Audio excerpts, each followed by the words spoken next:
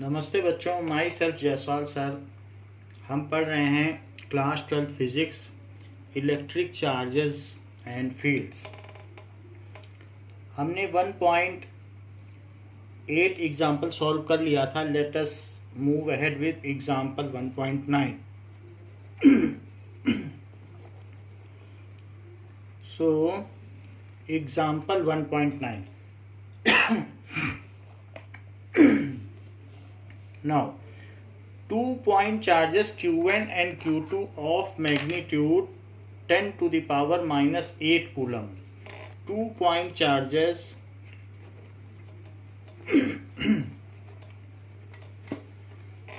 Q1 and Q2 of magnitude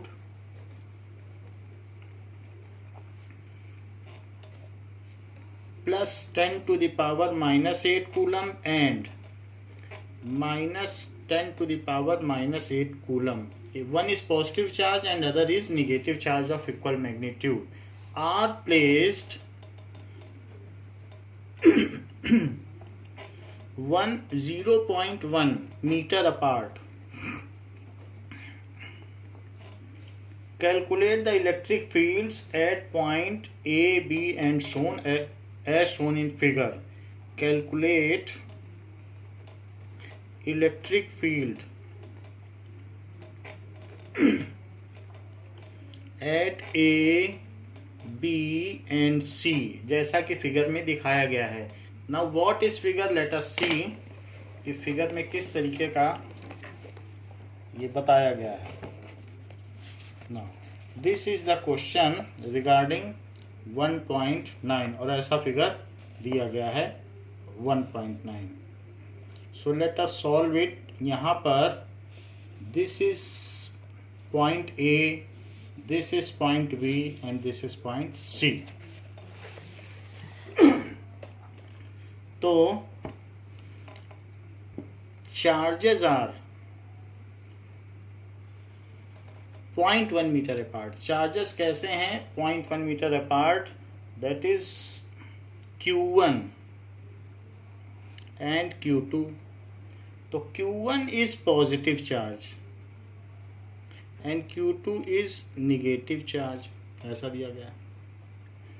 And there is the midpoint जिसको कि A कहा गया है. तो हमें A पर फील्ड निकालनी है. इसके अलावा यहाँ से एक परपेंडिकुलर बाइसेक्टर लिया गया है फिगर में, ये तो ये मिड पॉइंट है और ये दोनों इक्वल हैं. And a point C, this is point C which is 0.1 metre apart. वो भी 0.1 मीटर अपार्ट है क्यू चार्ज से. यहाँ से और इससे भी 0.1 मीटर अपार्ट है. यानी ये एक इक्विलेटरल ट्रायंगल बन गया. दिस इज 0.1 मीटर और ये भी 0.1 मीटर. तो ये सब 0.1 मीटर हैं. This is equilateral triangle. चूंकि ये मिड पॉइंट है और ये परपेंडिकुलर बाइसेक्टर है तो ये 0.05 इसका आधा और ये कितना हुआ 0.1 का आधा 0.05 मीटर. सो इसका हमने हाफ ऑफ कर दिया क्योंकि ये मिड पॉइंट है. और ये भी बात पूछी गई है कि on the line of charges there is one more point which is B. यहाँ पर B है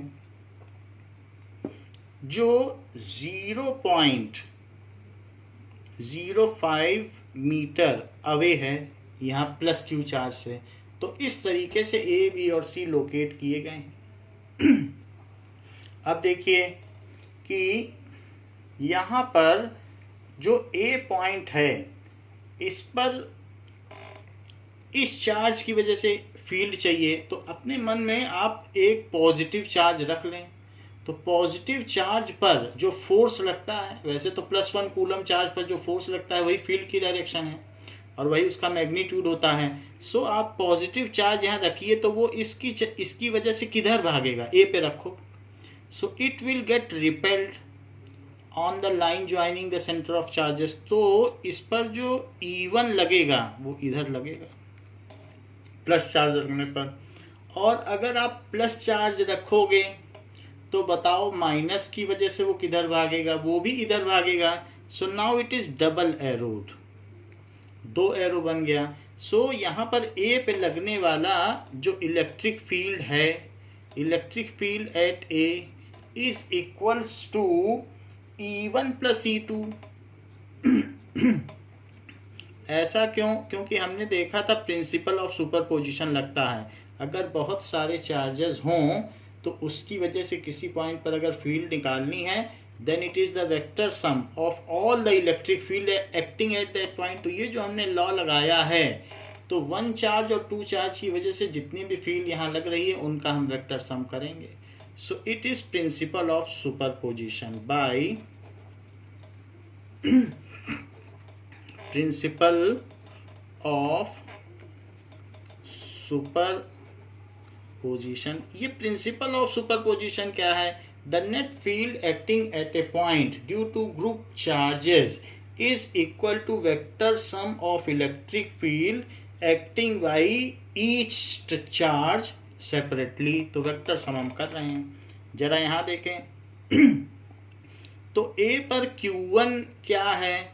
तो हमको मालूम है फार्मूला क्या होता है इलेक्ट्रिक फील्ड का, 1/4 pi epsilon not, 1/4 pi epsilon not हो गया। और उसके बाद चूंकि Q1 चार्ज है और उसका मैग्नीट्यूड क्या है यहाँ दिया है, देखिए +10⁻⁸। तो आप चाहें तो यहाँ लिख सकते हैं कि 10⁻⁸ कूलम, और इसे क्या लिखेंगे -10⁻⁸ कूलम, ऐसे लिख सकते हैं।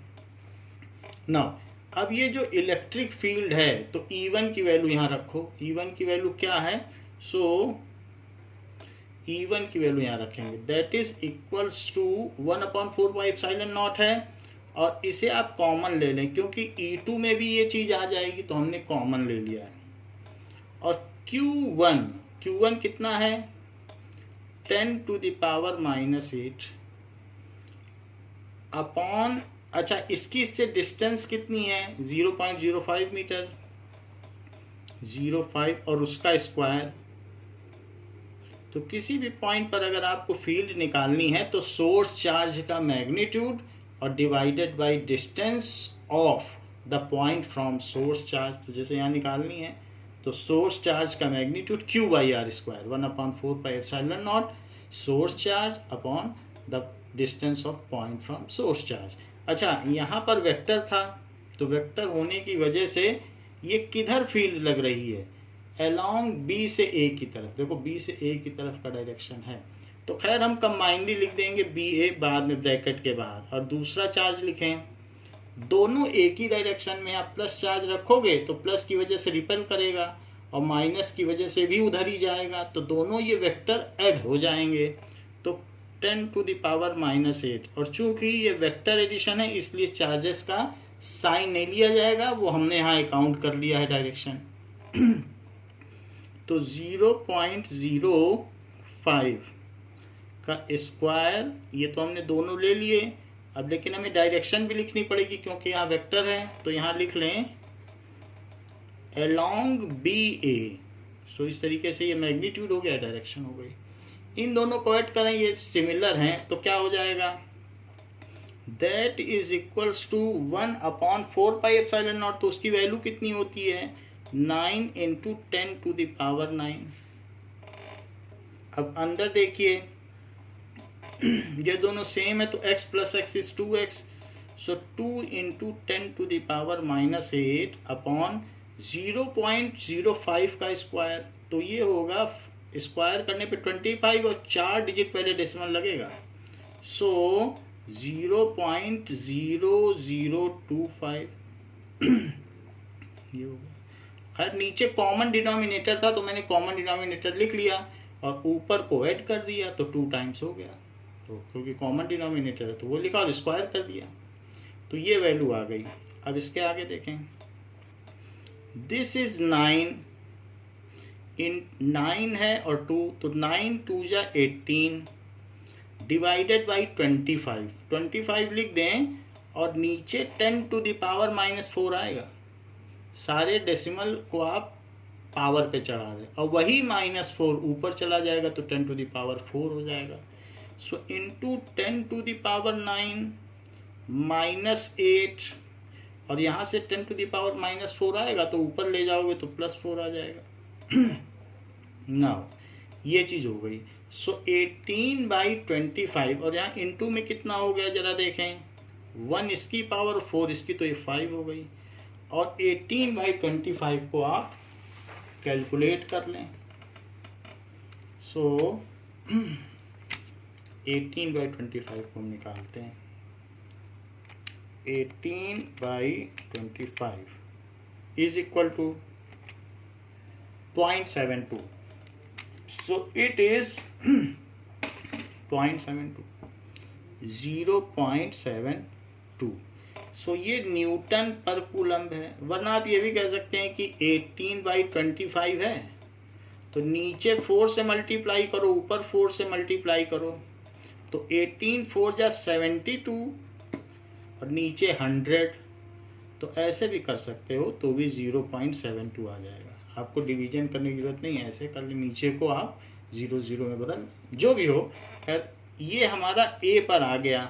तो लेकिन हमने यहाँ पर हर बार अलोंग बी ए लिखना ही पड़ेगा क्योंकि ये वेक्टर है और शुरू से हम वेक्टर लेके चले हैं ई वेक्टर, तो इस वजह से ये अलोंग बी ए हम छोड़ नहीं सकते किसी स्टेप में।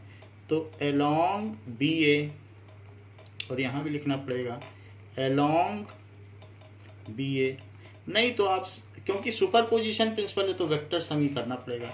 अब this is equals to 7.2 into 10 to the power 4 newton per coulomb along B A. So ये जो फील्ड है, this is field at A, ये तो ये हमने आपको फील्ड एट ए बता दी।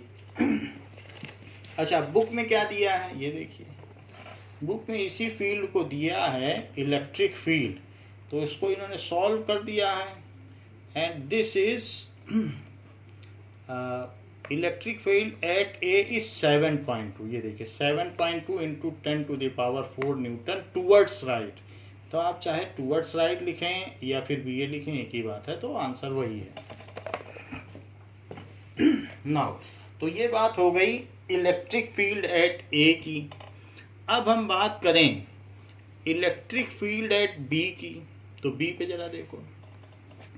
अगर बी पर आपने एक पॉजिटिव चार्ज रखा तो पॉजिटिव चार्ज रखने पर वो जहां जाए वही फील्ड की डायरेक्शन होती है। तो पॉजिटिव चार्ज रखोगे तो वो बी की ये Q1 की वजह से कहाँ जाएगा, दूर भागेगा। लेकिन चूंकि Q1 चार्ज इसके पास है तो ये जो E1 होगा, क्योंकि ये डिस्टेंस के इन्वर्सली प्रोपोर्शनल होगा, चार्ज पास होगा तो फील्ड बहुत ज़्यादा लगेगी। और जबकि Q2 की वजह से यहाँ प्लस चार्ज रखो तो कहाँ भागेगा, Q2 की ओर भागेगा। तो वो भागेगा but it will be of lesser magnitude, क्योंकि Q2 चार्ज इससे काफ़ी दूर है। कितना दूर है, यहाँ से अगर आप डिस्टेंस देखें B की, यहाँ से, सो ये कितनी डिस्टेंस है, दिस इज 0.05, 0.05 और 0.05, सो दिस इज 0.15 मीटर हो गई। ये है डिस्टेंस। तो इससे इसकी डिस्टेंस 0.5 है और इससे इसकी डिस्टेंस ज़्यादा है। ज़्यादा डिस्टेंस होगी तो फील्ड कम हो जाएगी, पास में होगा चार्ज तो उसकी वजह से उस पर रिपल्सन ज़्यादा पड़ेगा या अट्रैक्शन हो, जो भी हो।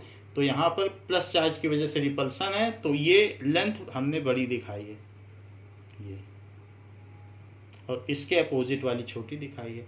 सो it is E1 field due to 1 और ये है फील्ड ड्यू टू 2।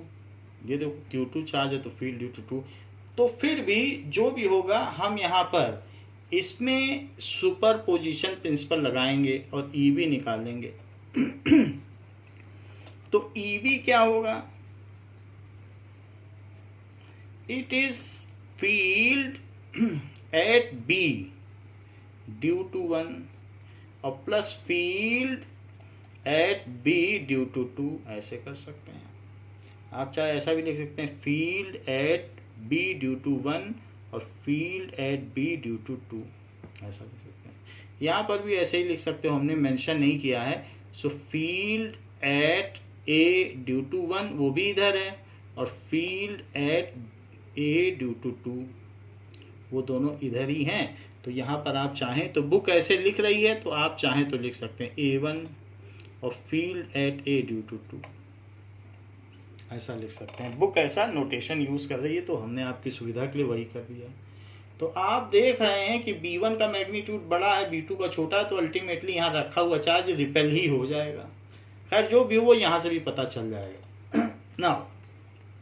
तो ये जो हमने लॉ लगाया है कि किसी भी पॉइंट पर लगने वाली फील्ड उस पॉइंट पर लगने वाली इंडिविजुअल फील्ड्स का वेक्टर सम होता है, ये प्रिंसिपल ऑफ सुपरपोजिशन है, तो वही हम यूज कर रहे हैं। यूजिंग प्रिंसिपल ऑफ सुपरपोजिशन, अध्यारोपण के सिद्धांत के आधार पर ना। B1 क्या है? तो B1 1/4πε0 तो दोनों में आ जाएगा।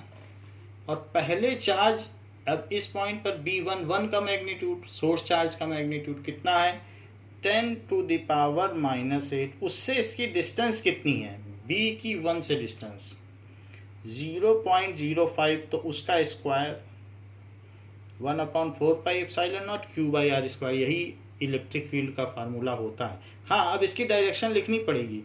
तो बताओ इसकी डायरेक्शन किधर है? क्या इसकी डायरेक्शन 1 की वजह से इधर है? तो हाँ इधर है। इधर का मतलब क्या माइनस एक्स एक्सिस की ओर है? तो हाँ, तो इसलिए आप इसमें -i लगा दो। क्यों? क्योंकि निगेटिव एक्स एक्सिस की ओर है। अब देख लो ये इधर जा रहा है, इधर की ओर कौन सी डायरेक्शन होती है अगर इसे एक्स एक्सिस माना जाए? तो -i और प्लस 10⁻⁻8 अपॉन ये। अब इससे इसकी डिस्टेंस कितनी बताइए? 0.15 का स्क्वायर। अच्छा, उसकी वजह से लगने वाली फील्ड किधर है? ये EB2। क्या ये एक्स एक्सिस की तरफ है? तो हाँ, एक्स एक्सिस की तरफ क्या होता है i, तो ये लिख दीजिए। तो हम इस तरीके से भी नोटेशन यूज कर सकते हैं। अगर अलोंग ना लिखना चाहें तो i लगा दें सब में, वो भी खूब चलेगा। तो ये हमने यहाँ पर लिख दिया है ना। ये निगेटिव है, ये पॉजिटिव है, लेकिन नीचे की चीज अलग अलग है, तो अब हमें इसे कंप्यूट करना पड़ेगा। सो बाहर क्या आ जाएगा? 10⁻⁻8 और 1/4πε0 आ जाएगा, जिसकी वैल्यू हमें पता है 9 × 10⁹ है, वो हम बाद में रख देंगे। अंदर देखें तो 1/, इसमें क्या है कि 5 है तो 0.0025 ये है। और निगेटिव साइन लगा दें, i मैं बाहर लिख दूंगा, प्लस 1/0.0225, क्योंकि 15 का स्क्वायर 225 होता है, और i बाहर लगा दीजिए। इसका निगेटिव साइन यहाँ रख दिया और बाकी 10⁻⁻8 कॉमन ले लिया और इनके स्क्वायर कर दिए। अब इसी का हम एलसीएम ले लें। नाउ तो इसी वैल्यू का अब हम एलसीएम ले लेंगे। So what is EB? Electric field at B क्या हुई, जरा उसे देखें। So EB it is equals to 9 × 10⁹ क्यों? क्योंकि 1/4πε0 इतना होता है, और उसी पर इंटू 10⁻⁻8, पावर को पावर के साथ कंप्यूट कर लेना। अंदर देखिए तो अंदर क्या चीज है? 0.0025 और 0.225, तो 10⁻⁻4 भी कॉमन ले लो, ये भी कॉमन ले लिया। अब क्या बचा, 1/25 प्लस, यहाँ निगेटिव साइन है, और 1/225 आई कैप, ऐसे कर दिया, तो मैंने ये कॉमन ले लिया। 225 इसका एलसीएम हो गया, तो 25 9 या 225, और ये इससे तो 1 ही आ गया, तो ये आई कैप। यहां पर देखिए 9 × 10⁻1 बचेगा, और 1 बचेगा, और 1 के साथ ये -4 ऊपर चला जाएगा तो 5 हो जाएगा, तो 10⁻5 हो जाएगा सारी पावर को कंप्यूट करने से। और यहाँ अंदर क्या बचेगा, 9 × देखिए यहाँ 8 बच रहा है, वो भी माइनस का, तो -8 बचेगा, लेकिन मैं सिर्फ 8 ही लूँगा और माइनस को आई कैप के साथ रख दूंगा। सो 9 × 8, निगेटिव साइन होगा, -8 बचेगा, माइनस इसके साथ लगा दूंगा, और अपॉन 225 इंटू 10⁻5।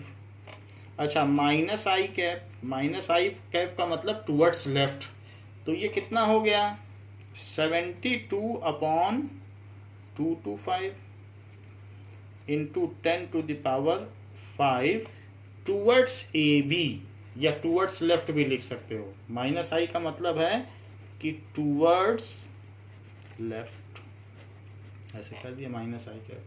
अच्छा, ये 3 से कट जाएगा, 3 2 जा 6, 3 4 जा 12, 3 से ये भी कट जाएगा, 3 7 जा 21, तो ये 5, 3 से अभी भी कट रहा है, 3 8 जा 24, 3 2 जा 6, 3 5 जा 15, तो ये 8/25 आ गया,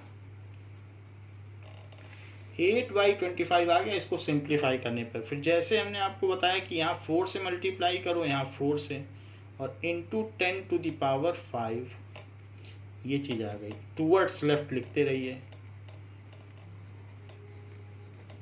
तो ये कितना आ गया, 32/100, तो 32/100 कितना होता है, 0.32 इंटू 10⁻5 न्यूटन पर कूलम, यूनिट लिखना ना छोड़ें, तो ये चीज़ हो गई।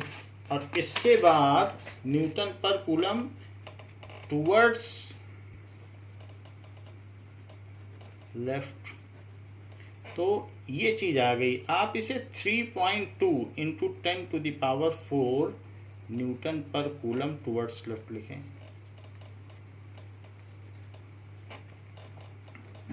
ये चीज़ हो गई। तो इस तरीके से हमने देखा दोनों अलग अपोजिट थे, तो जो अपोजिट थे तो हमारा जो लेफ्ट वाला फोर्स था वो डोमिनेट कर रहा था लेफ्ट वाली फील्ड, तो राइट वाली फील्ड इतनी पुअर थी जो भी है, लेकिन ये आपस में कैंसिल होकर के या डिफरेंस होकर के सब्ट्रैक्शन होकर के जो वैल्यू बची वो इतनी आई है, 3.2 इंटू 10⁻4। चूँकि इन दोनों का डायरेक्शन अपोजिट था, इसलिए जो यहाँ पर फील्ड हो आई है वो इससे कम आई है। आप ये देख लीजिए 7.2 आई थी, और ये देखिए 3.2 आई है, कमी आई है क्योंकि वो कट गई, और ये लेफ्ट में आई है, वो राइट में थी। अब देखिए कहा गया है कि सी पर फील्ड निकालिए, तो सी पर कैसे फील्ड निकाली जाए इसी में ये देखिए, तो सी पर फील्ड निकालने के लिए अगर एक प्लस चार्ज मन में सोच लो यहाँ रखा जाए तो किधर भागेगा, तो प्लस चार्ज अगर रखोगे तो प्लस की वजह से centre to centre line joining से दूर भागेगा, क्योंकि इलेक्ट्रोस्टैटिक फोर्स एक सेंट्रल फोर्स है तो वो इधर भागेगा। ये हमने एक वेक्टर मान लिया कि इस लाइन ज्वाइनिंग में इधर भागेगा। अच्छा, इसकी वजह से किधर भागेगा, अगर प्लस रखोगे तो इधर आएगा, क्योंकि नेगेटिव चार्ज है, और प्लस यहाँ रख के देखो तो किधर आएगा, इसकी ओर अट्रैक्ट होगा, centre to centre line joining की तरफ। हाँ, उसकी वेक्टर की लेंथ भी इक्वली होगी। क्यों इक्वल होगी, क्योंकि जो सोर्स चार्ज है चाहे वो निगेटिव हो या पॉजिटिव हो, उसका मैग्नीट्यूड सेम है, तो ये हो गई, इसकी लेंथ बिल्कुल सेम होगी, जो ऊपर वाले की बनाई है और जो ये बनाई है, ये दोनों सेम होगी। ये जो है electric field at C due to 1 है, देखो Q1 की वजह से है, और उस पर एक वेक्टर लगा दो। ये electric field at C due to 2 है, तो ये लगा दें। हाँ, इन दोनों का अगर आप क्या करें, एक पैरेललोग्राम बनाएं तो ये इस तरफ यहाँ होगा जो कि EC होगा, तो ये चीज़ हम निकाल लेंगे। वैसे भी ड्यू टू सिमेट्री, क्योंकि ये दोनों सेम है, अगर किसी पैरेललोग्राम की दोनों साइड इक्वल हो तो ये जो भी चीज़ होगा ये परपेंडिकुलर बाइसेक्टर होगा। अच्छा, यहाँ पर ये देख लें कि ये एंगल कितना है, 60 डिग्री है, तो ये टोटल एंगल कितना होगा 120, और 120 का परपेंडिकुलर बाइसेक्टर यानी ये 60, तो ये चीज़ जो होगी ये राइट की तरफ होगी। क्यों? क्योंकि 60 तो ये बच गया 120 में ये परपेंडिकुलर बाइसेक्टर है, वो हम सब बाद में देख लेंगे, अभी हम वेक्टर सम करते हैं। तो let us see. So electric field at C क्या होगी? अच्छा, इस सोर्स चार्ज से इसकी डिस्टेंस 0.1 मीटर है, इस सोर्स चार्ज से इसकी डिस्टेंस 0.1 मीटर है, और उनके मैग्नीट्यूड भी आपको मालूम है। ये किधर है बताइए? इट इज अलोंग, ये जा रहा है EC1 इस डायरेक्शन में, दैट इज, इसको हम मैग्नीट्यूड निकाल लेते हैं, डायरेक्शन की बात अभी कर देंगे क्या है, क्योंकि यहाँ पर हमने इसको कोई नेम नहीं दिया हुआ है। हाँ, लेकिन हम इन दोनों के बीच का एंगल जानते हैं तो हम उससे रिजल्टेंट निकाल लेंगे। सो आप ये निकालिए कि EC1 क्या है। EC1 सिर्फ हम मैग्नीट्यूड निकाल रहे हैं, तो 1/4 pi epsilon not, source charge कितना है 10 टू द पावर -8, और डिस्टेंस कितनी है 0.1 का स्क्वायर, ये EC1 है। So this is 9 into 10 to the power 9 into 10 to the power -8 upon 0.01, तो क्या हो जाएगा 9 इंटू 10 टू द पावर 9 है तो, और ये 8 है तो 10 टू द पावर 1 बचा, और 1 और साथ में ये 10 टू द पावर -2 भी ऊपर चला जाएगा तो 3 बच जाएगा। सो EC1 is this much Newton पर कूलम, और यही EC2 भी होगा। EC2 जो EC1 आया है, EC2 दोनों का मैग्नीट्यूड तो सेम ही होगा, डायरेक्शन की अलग बात है लेकिन मैग्नीट्यूड तो सेम ही होगा। अब जरा देखें, हमें ये बात मालूम है कि अगर दो वेक्टर हों तो जो रिजल्टेंट वेक्टर का मैग्नीट्यूड होता है वो क्या होगा। अगर ये A वेक्टर है और ये B वेक्टर है, तो हमने फिजिक्स के चैप्टर 4 में 11th में एग्जाम्पल 4 में ये चीज़ पढ़ी है कि ये अगर R वेक्टर है इनका रिजल्टेंट, और इनके बीच का एंगल अगर थीटा है, तो वो R वेक्टर का मैग्नीट्यूड कैसे आता है, सिर्फ magnitude, that is A² + B² + 2AB cos theta. तो हम वही फार्मूला यहाँ लगाने जा रहे हैं। अगर हमें EC चाहिए, so EC is equals to root EC1² plus EC2² plus 2 EC1 EC2 cos 120 degree. क्यों cos 120 डिग्री? क्योंकि इन दोनों के बीच में जो एंगल है वो 120 है। क्यों 120 है? क्योंकि ये 60 है तो ये लीनियर पेयर में 120 हुआ। ये दो वेक्टर तो हम रिजल्टेंट निकालने जा रहे हैं, तो उसका मैग्नीट्यूड मिल जाएगा, और जो मैग्नीट्यूड मिलेगा और एक डायरेक्शन भी मिलेगी, तो डायरेक्शन क्या होगी, ये डायरेक्शन होगी, क्योंकि ये 60 और ये भी 60, ये भी तो 60 ही है नीचे वाला, तो इसलिए ये करस्पॉन्डिंग एंगल हुए, तो ये लाइन और ये लाइन पैरेलल हुई, तो ये बिल्कुल राइट में ही होगा। भाई ये परपेंडिकुलर बाइसेक्टर हुआ, और तो फिर ये आधा 60 हुआ और ये भी 60, तो करस्पॉन्डिंग एंगल हो गए, तो ये राइट में होगा इसका डायरेक्शन।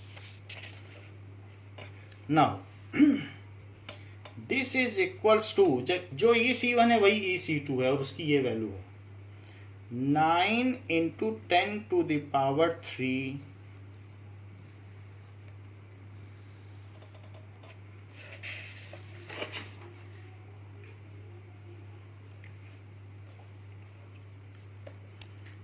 और इसका स्क्वायर और प्लस 9 इंटू 10⁻³ का स्क्वायर प्लस 2 9 इंटू 10⁻³ 9 इंटू 10⁻³ और cos 120 क्या होता है?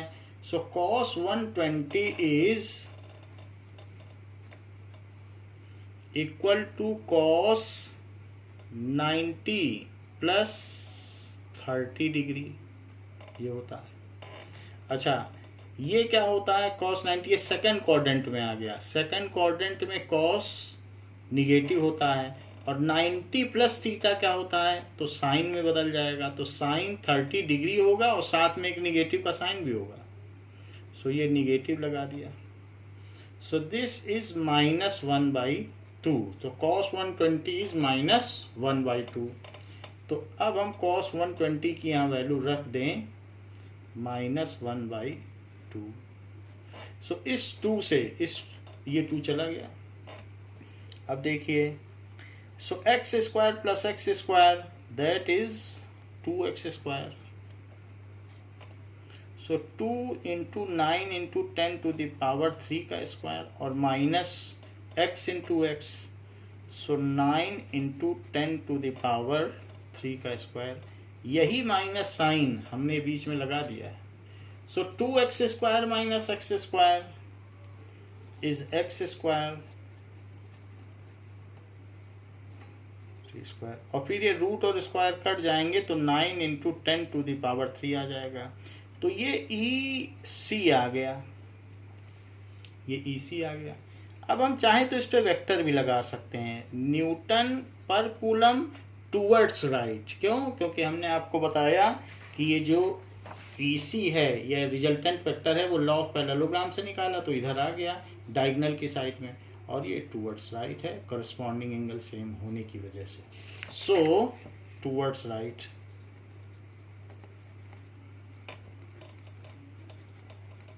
तो इस तरीके से हमने इसमें EB और EC निकाल लिया, और इसमें हमने क्या यूज किया है? Law of superposition. ओके, सो इस क्लास के लिए बच्चों इतना ही। इसके आगे हम नेक्स्ट क्लास में इलेक्ट्रिक फील्ड के कॉन्सेप्ट को कंटिन्यू करेंगे। थैंक यू बच्चों।